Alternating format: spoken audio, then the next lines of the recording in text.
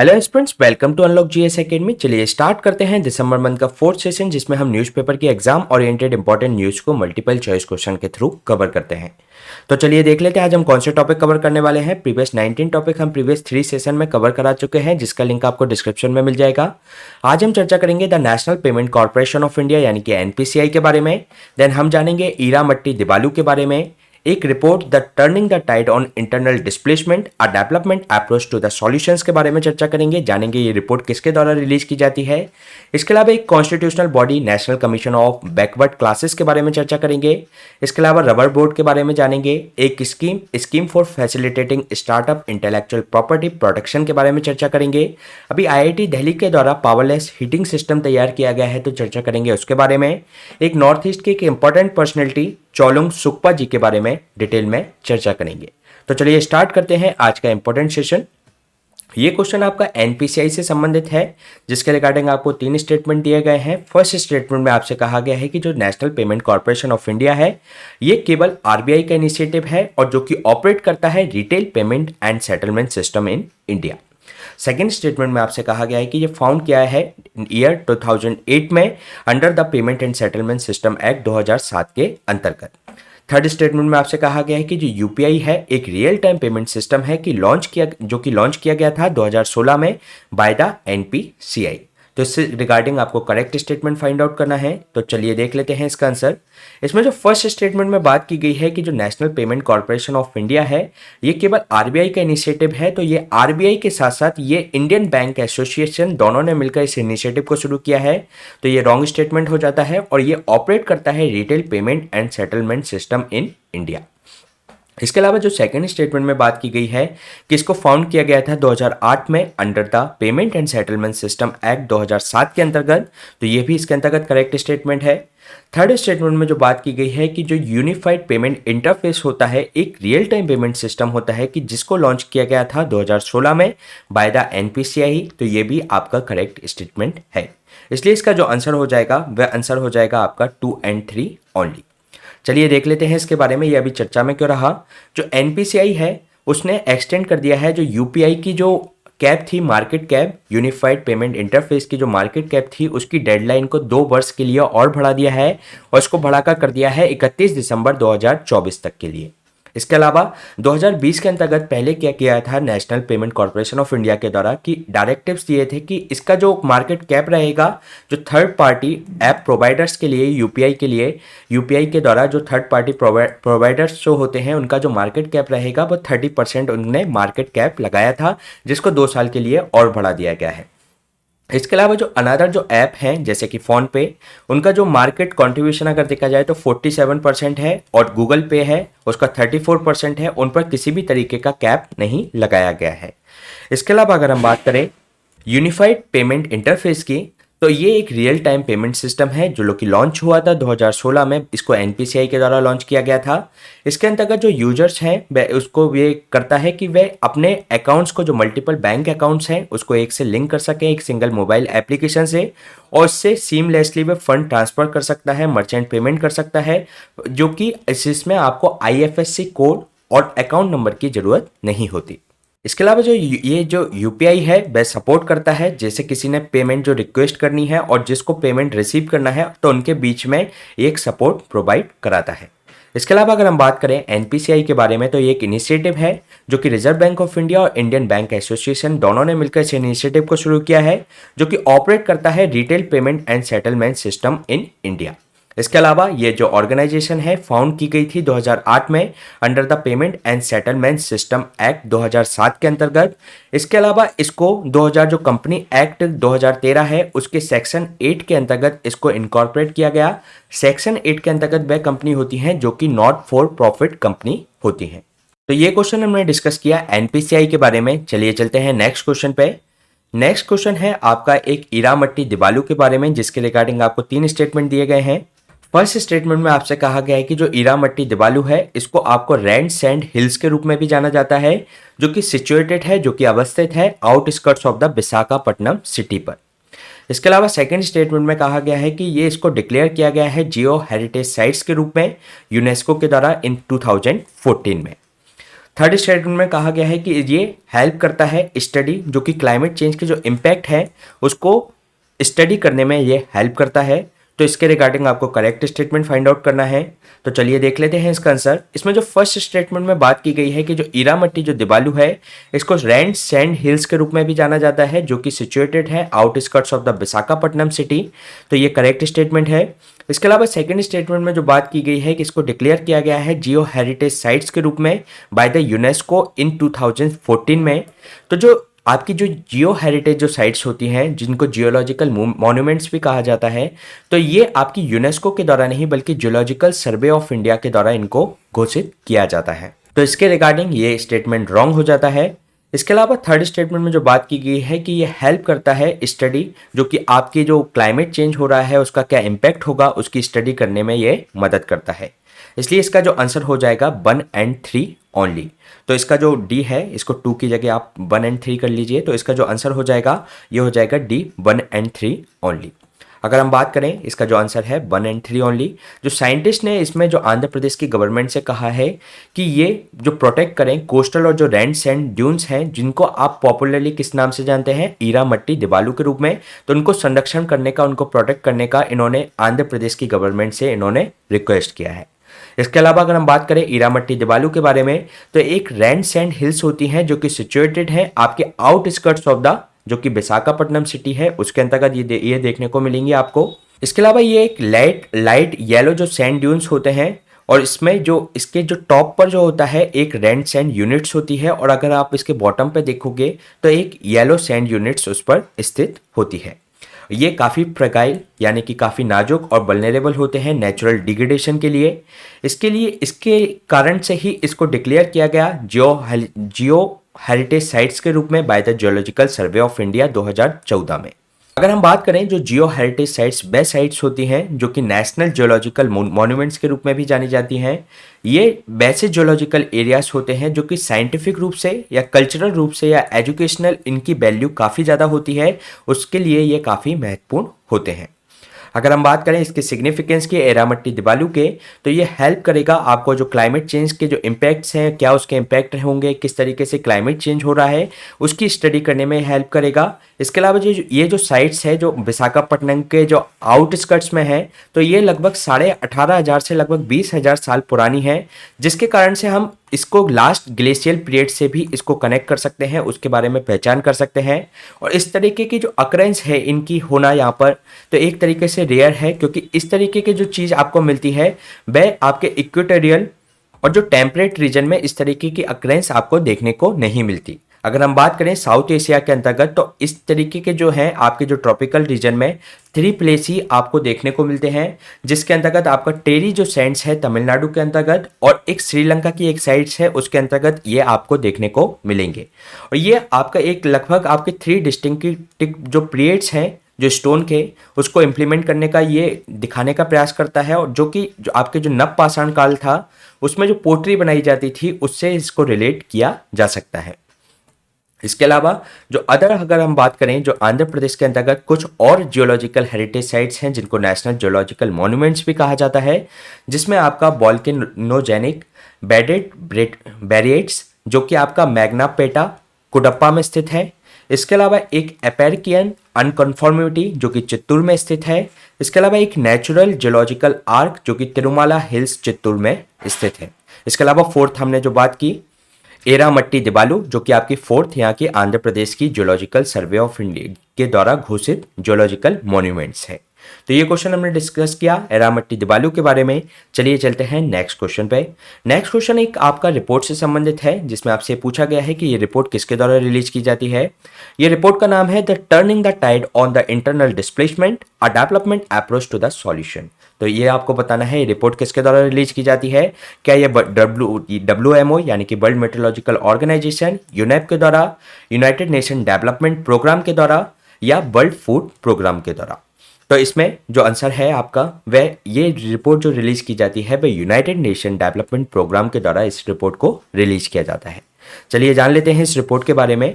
इसके अगर हम हाईलाइट की बात करें तो 2021 के एंड की अगर हम बात करें तो लगभग 59 मिलियन जो पीपल हैं वह डिस्प्लेस्ड हो चुके हैं अपनी ही कंट्री में। अगर हम इंटरनल जो डिस्प्लेसमेंट की बात करें तो कंट्री के अंतर्गत एक राज्य से दूसरे राज्य में जाना एक तरीके से इंटरनल डिस्प्लेसमेंट कहा जाता है। तो इसी में लगभग 59 मिलियन जो 2021 में ये डिस्प्लेस हो चुके हैं। और अगर हम इसको बात करें तो ये हाईएस्ट एवर जो ग्लोबल फिगर है, डबल है, जो कि नंबर अगर हम पास्ट 10 ईयर्स से अगर इसको कंपेयर करें तो।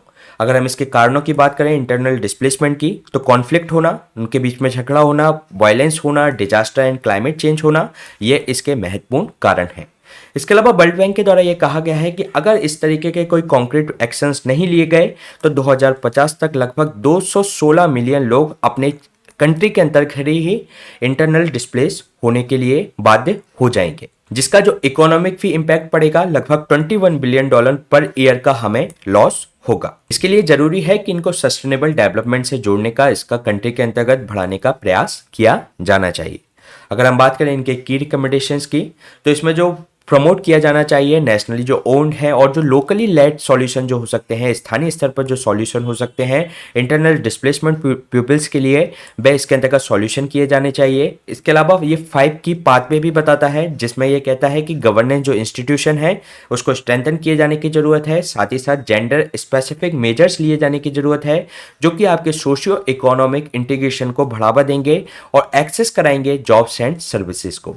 इसके अलावा सिक्योरिटी को बढ़ाने दिया जाना चाहिए और सिविल एंड पॉलिटिकल पार्टिसिपेशन लोगों के बीच में ये बढ़ाया जाना चाहिए। इसके अलावा लोगों के बीच में सामंजस्य, सोशल कोहेशन को बढ़ाने का प्रयास किया जाना चाहिए और जो नॉन डिस्क्रिमिनेटरी जो रिसोर्सेज की जो सप्लाई है वह सुनिश्चित की जानी चाहिए। तो ये क्वेश्चन हमने डिस्कस किया यूएनडीपी की एक रिपोर्ट से संबंधित। चलिए चलते हैं नेक्स्ट क्वेश्चन पे। नेक्स्ट क्वेश्चन है आपका एक constitutional body national commission for backward classes से संबंधित, जिसके रिगार्डिंग आपको 3 स्टेटमेंट दिए गए हैं। फर्स्ट स्टेटमेंट में आपसे कहा गया है कि जो 101 कॉन्स्टिट्यूशनल अमेंडमेंट था 2018 का, उसने इसको कॉन्स्टिट्यूशनल स्टेटस दिया national commission for backward classes को। सेकेंड स्टेटमेंट में आपसे कहा गया है कि ये कमीशन है कंसिस्ट करता है 6 मेंबर्स को, जिसमें एक चेयरपर्सन होता है, एक वाइस चेयरपर्सन होता है और 4 अदर मेंबर्स अपॉइंट किए जाते हैं प्रेसिडेंट के द्वारा। थर्ड स्टेटमेंट में आपसे कहा गया है कि काका कालेकर कमीशन, जिसको फर्स्ट बैकवर्ड क्लासेस कमीशन के रूप में जाना जाता है। तो इसके रिगार्डिंग आपको करेक्ट स्टेटमेंट फाइंड आउट करना है। तो चलिए देख लेते हैं इसका आंसर। इसमें जो फर्स्ट स्टेटमेंट में बात की गई है कि जो 101 कॉन्स्टिट्यूशनल अमेंडमेंट एक्ट के द्वारा इसको कॉन्स्टिट्यूशनल स्टेटस दिया गया, तो इसके अंतर्गत ये रॉन्ग है, क्योंकि इसको जो कॉन्स्टिट्यूशनल स्टेटस दिया गया था 102 कॉन्स्टिट्यूशनल अमेंडमेंट के द्वारा दिया गया था, तो इसलिए ये रॉन्ग स्टेटमेंट हो जाएगा। सेकेंड स्टेटमेंट में जो बात की गई है कि ये इसके अंतर्गत 6 मेंबर्स होते हैं, तो इसके अंतर्गत 6 मेंबर्स नहीं बल्कि 5 मेंबर्स होते हैं, जिसमें से एक चेयरपर्सन होता है, एक वाइस चेयरपर्सन होता है और 3 अदर मेंबर होते हैं, और ये सभी अपॉइंट किए जाते हैं प्रेसिडेंट के द्वारा। तो ये इसके अंतर्गत रॉन्ग स्टेटमेंट हो जाएगा।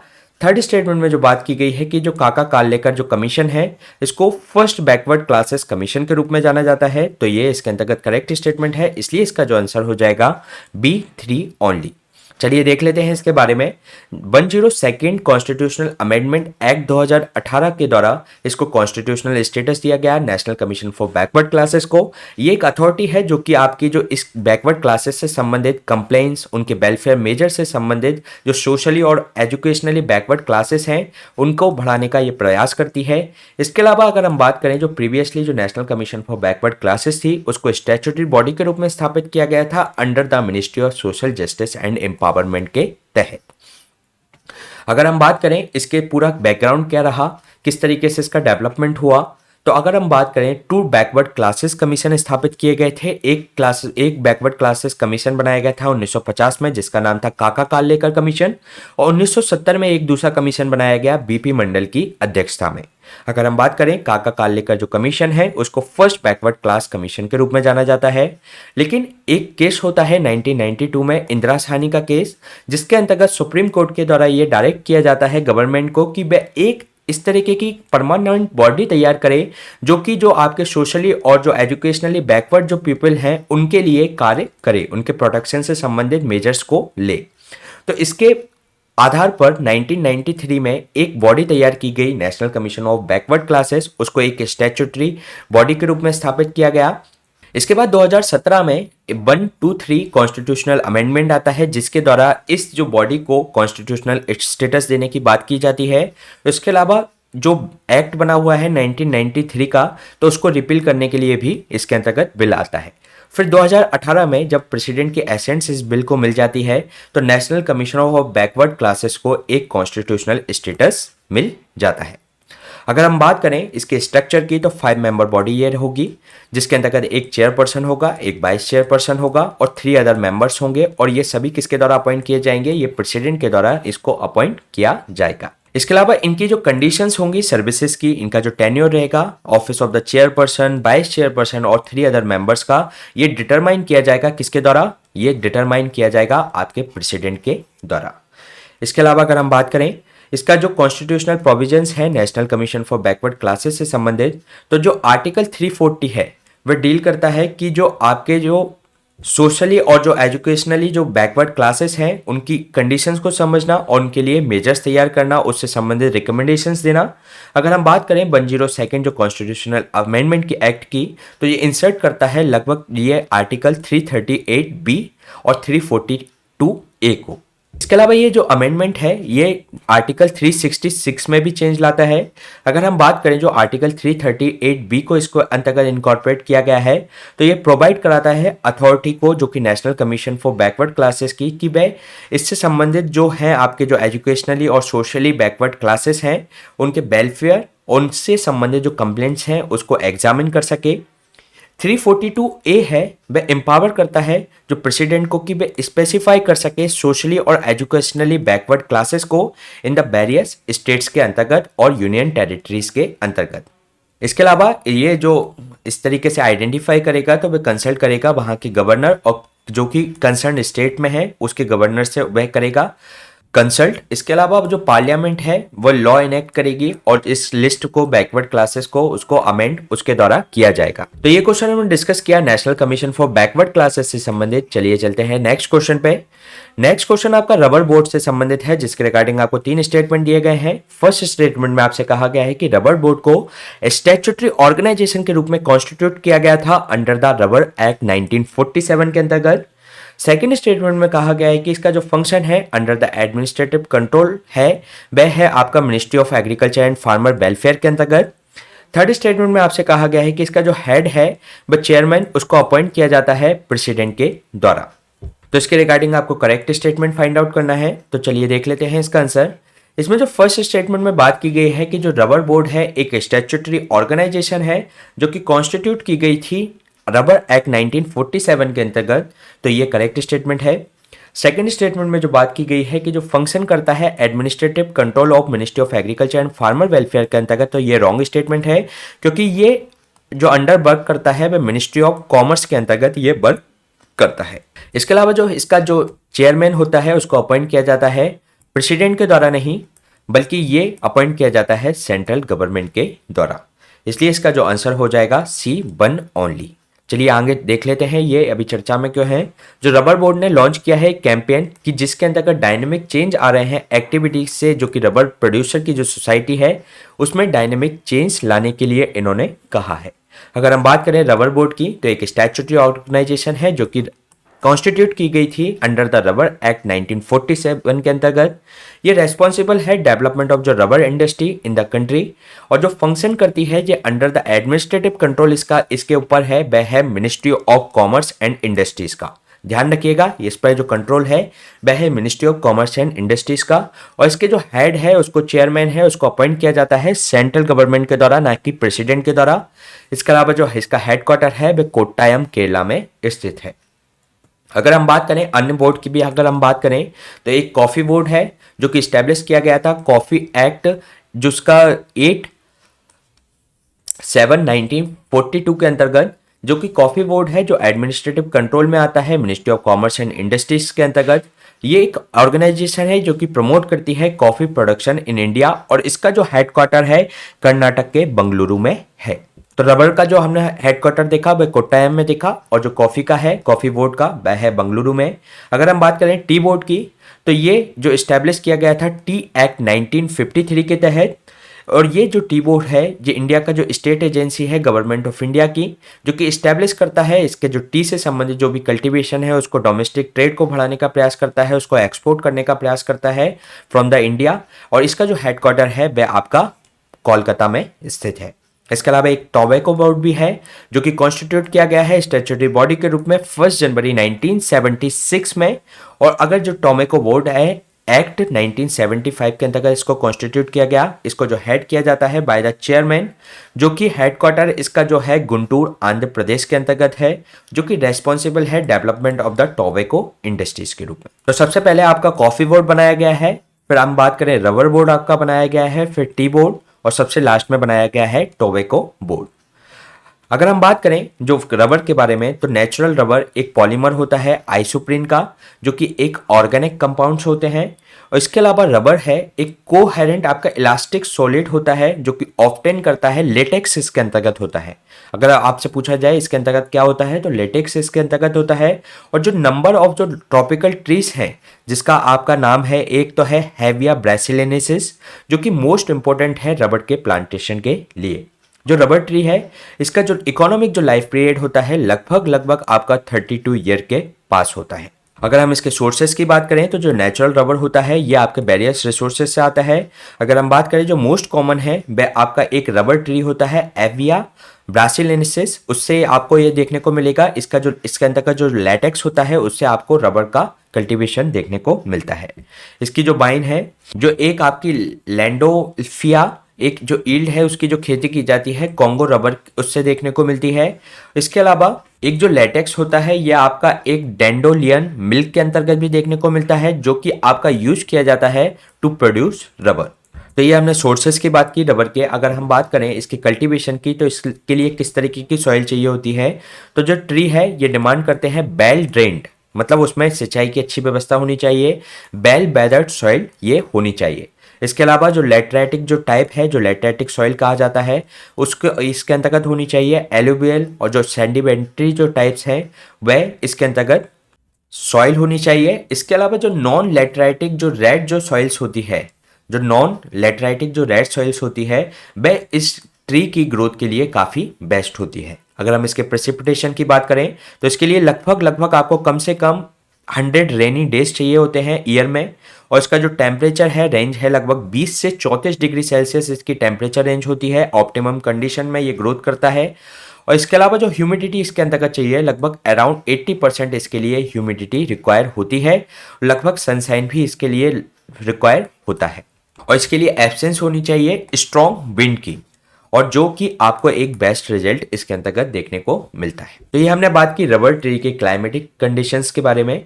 चलिए चलते हैं नेक्स्ट क्वेश्चन पे। नेक्स्ट क्वेश्चन आपका एक scheme for facilitating startup intellectual property production से संबंधित है, जिसके रिगार्डिंग आपको 2 स्टेटमेंट दिए गए हैं। फर्स्ट स्टेटमेंट में आपसे कहा गया है इसको लॉन्च किया गया था 2016 में, जो कि इंकरेज करता है जो आईपीआर प्रोटेक्शंस हैं स्टार्टअप के उनको फैसिलिटेट करने के लिए। सेकेंड स्टेटमेंट में कहा गया है इंप्लीमेंट किया जा रहा है by the office of CGPDTM यानी कि controller general of patent design and trademarks के द्वारा। तो इसमें आपको करेक्ट स्टेटमेंट फाइंड आउट करना है। तो चलिए देख लेते हैं इसका आंसर। जो scheme for facilitating startup intellectual property जो प्रोटेक्शन है, ये अपने नाम से ही इसको आप जान सकते हैं। ये लॉन्च की गई थी, ये ध्यान रखिएगा 2016 में, और जो इंकरेज करती है और फैसिलिटेट करती है स्टार्टअप्स के IPR प्रोटेक्शंस को। तो ये इसके अंतर्गत करेक्ट है। इसके अलावा इसको इंप्लीमेंट किया जा रहा है controller general of patent design and trademarks के द्वारा। तो ये भी इसके अंतर्गत करेक्ट स्टेटमेंट है, इसलिए इसका जो आंसर हो जाएगा C बोथ 1 और 2। चलिए देख लेते हैं इसके बारे में। ये इसको अभी रिवाइज किया गया है इसकी फैसिलिटेशन फीस को, जो कि इसमें इंक्रीज कर दी गई है एटलीस्ट 100%। जो पेटेंट एप्लीकेशन है जो फाइल किए गए हैं स्टार्टअप्स के द्वारा, जो इंक्रीज हुए हैं 2016-17 से 179 से आपके लगभग 1500 ये 2021-22 में ये पहुंच गए हैं। जो हमने बात की इसको लॉन्च किया गया था 2016 में, और इसका जो इम्प्लीमेंट किया जा रहा है इसके office controller general of patent design and trademarks के द्वारा। ये प्रोवाइड कराता है as a facilitator to startups कि वे फाइलिंग कर सकें जो आपके इनके जो डिज़ाइन हैं ट्रेडमार्क हैं उससे संबंधित एप्लीकेशन को। और जो प्रोफेशनल चार्ज है फैसिलिटेटर्स का वो रीइंबर्स कर दिया जाता है इस जो आपकी जो controller general of patent design and trademark है। तो पहले इनको पे करना पड़ता है, लेकिन बाद में जो स्टार्टअप्स है उसको रीइंबर्स कर देती है ये डिपार्टमेंट। तो ये क्वेश्चन हमने डिस्कस किया SIPP स्कीम से संबंधित। चलिए चलते हैं नेक्स्ट क्वेश्चन पे। नेक्स्ट क्वेश्चन आपका पावरलेस हीटिंग सिस्टम से संबंधित है, जिसके रिगार्डिंग आप को 3 स्टेटमेंट दिए गए हैं। फर्स्ट स्टेटमेंट में आपसे कहा गया है कि जो आईआईटी दिल्ली है उसने डिवाइस किया है पावरलेस हीटिंग सिस्टम जो कि वर्क करता है केमिकल एनर्जी पे। सेकेंड स्टेटमेंट में आपसे कहा गया है कि इसका जो यूज है मिक्सर का वो इको फ्रेंडली मिनरल्स का इसमें यूज किया जाता है, साल्ट्स का यूज किया जाता है जो कि एक्टिव हीटिंग एलिमेंट्स होते हैं जो कि जनरेट करते हैं heat on the contact with water. Third statement में कहा गया है कि ये एक एंडोथर्मिक एनर्जी रिलीज करता है जिसको एंडोथर्मिक रिएक्शन के द्वारा इसको प्रोड्यूस किया जाता है। तो इसमें रिगार्डिंग आपको करेक्ट स्टेटमेंट फाइंड आउट करना है। तो चलिए देख लेते हैं इसका आंसर। इसमें जो फर्स्ट स्टेटमेंट में बात की गई है कि ये जो डिवाइस है ये आपका पावरलेस जो हीटिंग जो सिस्टम जो बनाया गया है आईआईटी दिल्ली के द्वारा बनाया गया है और ये आपका वर्क करता है केमिकल एनर्जी, तो ये करेक्ट स्टेटमेंट है। सेकेंड स्टेटमेंट में जो बात की गई है कि ये यूज करता है मिक्सचर ऑफ इको फ्रेंडली, इसके अंतर्गत मिनरल्स और साल्ट्स होते हैं और ये जनरेट करता है जो कॉन्टैक्ट में वाटर आने से ये हीट जनरेट करता है। इसके अलावा इसमें जो थर्ड स्टेटमेंट में बात की गई है कि ये इसको जो एंडोथर्मिक एनर्जी से इसको रिलीज करता है, तो ये एंडोथर्मिक नहीं बल्कि एक्सोथर्मिक जो एनर्जी इसके द्वारा रिलीज की जाती है by the exothermic reaction. Exothermic reactions वे होती हैं जो कि जो बॉडी है वे डिस्चार्ज करे, मतलब बाहर की ओर वातावरण में डिस्चार्ज करे एनर्जी को, तो उसको एक्सोथर्मिक रिएक्शन कहा जाता है। और जब वातावरण से जब आपकी हीट उस बॉडी के अंतर्गत आए तो उसको एंडोथर्मिक रिएक्शन कहा जाता है। तो इसमें जो थर्ड स्टेटमेंट रॉन्ग हो जाता है, इसलिए इसका जो आंसर हो जाएगा आपका 1 और 2 ओनली। चलिए देख लेते हैं, ये अभी चर्चा में है क्योंकि आईआईटी दिल्ली के द्वारा इसको बनाया गया है जो कि बेस्ड है केमिकल एनर्जी पर। ये यूज कर रहा है mixture of eco friendly minerals और साल्ट्स का जो कि एक्टिव हीटिंग एलिमेंट्स है और जो वाटर इसके कांटेक्ट में आता है इस एक्टिव हीटिंग एलिमेंट्स के और फिर उससे वाटर के द्वारा हीट जनरेट होती है। ये क्या कहा जाता है, इसको एक्सोथर्मिक रिएक्शन, जो कि वातावरण में एनर्जी रिलीज करे उस तरीके की रिएक्शन को एक्सोथर्मिक कहा जाता है, जो कि रिलीज करती है एक्सोथर्मिक रिएक्शंस के द्वारा। इसके अलावा जो सिस्टम है जो एक्टिवेटेड होता है प्लेन वाटर के अंतर्गत, एनी टाइम इसको एनीवेयर कहीं पर भी इसको यूज किया जा सकता है और इसके लिए किसी भी तरीके की पावर की रिक्वायरमेंट नहीं होती। इसके अलावा इसका जो एग्जांपल है heating ready to heat food की बात कर सकते हैं या बेवरेजेस में इसका यूज किया जा सकता है। अगर हम इसका बात करें तो इसका बाय प्रोडक्ट जो होता है वह भी काफ़ी यूजफुल होता है क्योंकि इसमें जो नेचुरल मिनरल्स जो कि 100% बायोडिग्रेडेबल होते हैं, जिससे कि अगर आप उसको जो इसका जो वेस्ट कचरा है उसको अगर सॉइल में डालेंगे तो उससे आपकी सॉइल फर्टिलिटी भी इंक्रीज होगी। तो ये क्वेश्चन हमने डिस्कस किया जो आपकी पावरलेस हीटिंग सिस्टम जो आईआईटी दिल्ली के द्वारा बनाई गई है उसके बारे में। चलिए चलते हैं नेक्स्ट क्वेश्चन पे। नेक्स्ट क्वेश्चन आपका एक नॉर्थ ईस्ट की एक इंपॉर्टेंट पर्सनैलिटी चोलुंग सुक्पा जी के बारे में है, जिसके रिगार्डिंग आपको 2 स्टेटमेंट दिए गए हैं। फर्स्ट स्टेटमेंट में कहा गया है कि उनको एक आर्किटेक्ट ऑफ आसाम के रूप में जाना जाता है, जो कि एक माइनर थे और एक ग्रेटर आसाम और यूनिफाई किया था उन्होंने ग्रेटर आसामीज को। सेकेंड स्टेटमेंट में आपसे कहा गया है कि ये फाउंड किया था इन्होंने अहोम किंगडम को, जिसने रूल किया लगभग आसाम पर 6th सेंचुरी तक। तो इसके रिगार्डिंग आपको करेक्ट स्टेटमेंट फाइंड आउट करना है। तो चलिए देख लेते हैं इसका आंसर। इसमें जो फर्स्ट स्टेटमेंट में बात की गई है कि वह जाने जाते हैं आर्किटेक्ट ऑफ आसाम के रूप में, जो कि एक माइनर भी थे और उन्होंने एक तरीके से यूनिफाई किया ग्रेटर आसामीज को। तो ये करेक्ट स्टेटमेंट है। सेकेंड स्टेटमेंट में कहा गया है कि उन्होंने फाउंड किया था अहोम किंगडम को, जिसने रूल किया लगभग 6th सेंचुरी तक इन द आसाम। तो ये भी इसके अंतर्गत करेक्ट है, इसलिए इसका जो आंसर हो जाएगा सी बोथ 1 और 2। चलिए जान लेते हैं इनके बारे में।